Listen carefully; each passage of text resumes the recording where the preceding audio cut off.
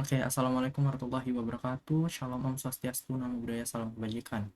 Salam sejahtera untuk kita semua. Sebelumnya perkenalkan, saya Raffi Dwi Ananta Azra dengan NIM 2405266073555 dari Prodi S1 Arsitektur semester 4, dan pada mata kuliah kali ini saya akan memaparkan tugas besar saya, studi perancangan arsitektur 3, yang mana di sini kami dibagi menjadi beberapa kelompok yang mendapatkan subjek untuk mendesain ulang kampus 2 Universitas Negeri Malang.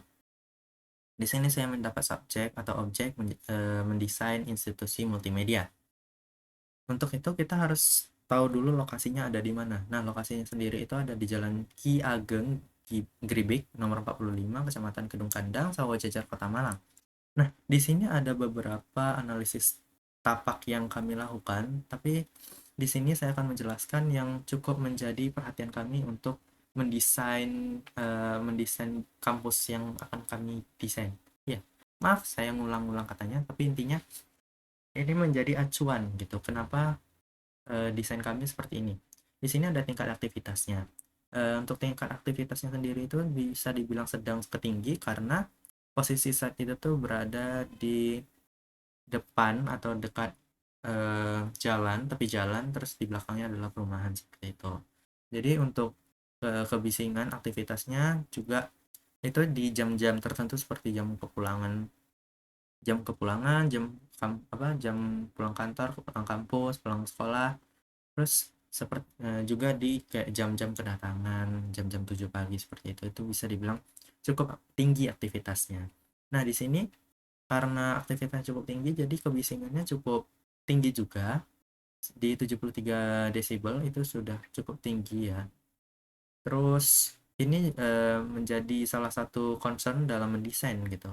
Oh, di sini juga kami mendapatkan salah satu respon untuk meminimalisir kebisingan yang ada pada tapak dengan adanya noise absorption.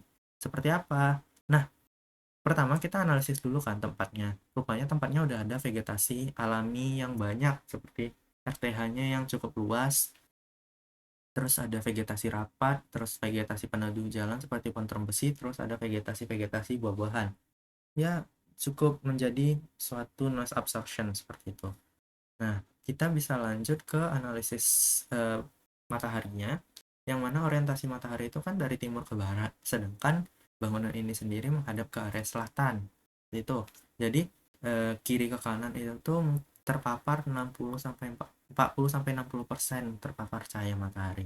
Jadi di sini kami ada respon untuk bangunan yang bakalan kami desain nanti tuh akan ada buffer atau peneduh dari paparan sinar matahari. Misalnya buffernya secara buffer alami seperti vegetasi, terus secondary skin seperti itu. Nah, kita lanjut ke konsep, Kak. Kita masuk ke konsep kalau misalnya apa yang bakalan kami bawakan di desain kami ke depannya seperti itu. Nah, di sini kami mencari filosofis dari multimedia itu sendiri, yang multimedia itu dibagi menjadi multi dan media. Multi itu dari kata multos yang artinya banyak, terus media itu adalah sarana penyampaian informasi. Jadi kalau digabungkan menjadi sarana penyampaian informasi yang banyak jenisnya, seperti kombinasi teks, gambar, audio, video, animasi dalam satu sistem komunikasi terpadu. Terus ada ya konsep-konsep tuh. Terus kami membuat mind mapping gitu kan, bagaimana sekolah tinggi dengan multimedia ini bisa cocok. Nah, di sini kami dapat kalau misalnya multimedia itu tuh karena dia berkembang di industri kreatif, terus sekarang untuk zaman sekarang sekolah tinggi itu tuh kan fokusnya mengembang, bukan zaman sekarang sih, dari dulu sebenarnya. Dari dulu itu kan fokus mengembangkan keilmuan dan keterampilan. Jadi itu sangat cocok, sangat make sense. Terus dari itu kayak kami pengennya apa sih di desain kami nanti. Jadi kami pengen itu tuh manusia ini bisa berinteraksi dengan orang-orang, bersosialisasi dalam suatu ruang, tapi juga terintegrasi dengan teknologi guna eh, ya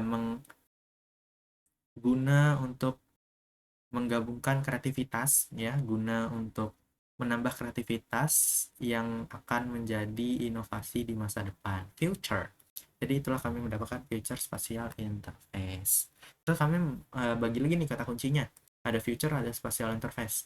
Untuk future sendiri itu tuh kan biasanya kalau misalnya kita lihat di film-film itu tuh kayak wow ini megah, wow eh, CGI itu kan kayak bagaimana seseorang berekspresi dalam karyanya. Nah, karena multimedia itu sendiri adalah industri digital, jadi bagaimana ekspresi ini bisa kita digitalisasikan seperti itu.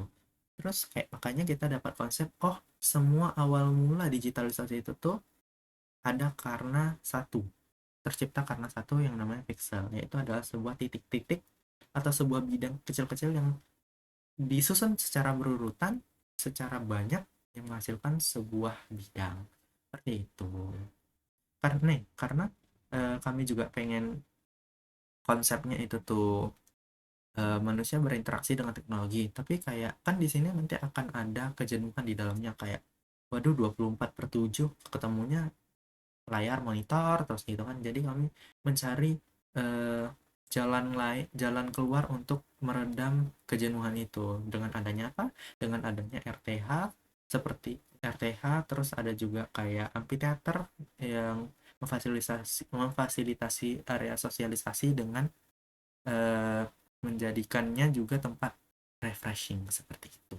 Oke, cukup sekian ya dari konsep kelompok. Kita lanjut. Di sini saya ada konsep tersendiri eh, dari pixelnya sendiri. Nah, pixel tadi kan saya sampaikan kalau misalnya itu adalah titik-titik atau kotak-kotak yang menyusun yang nanti menjadi sebuah bidang.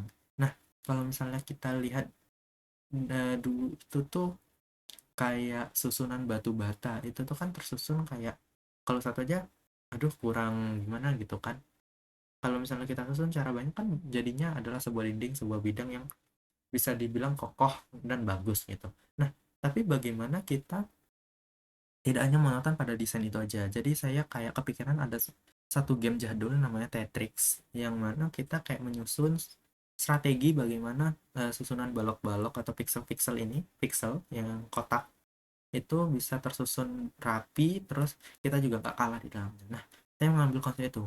Kayak saya mengambil bagaimana balok-balok ini nih bisa tersusun, terorganisir, dan terus strategi apa yang saya bakal pakai seperti itu.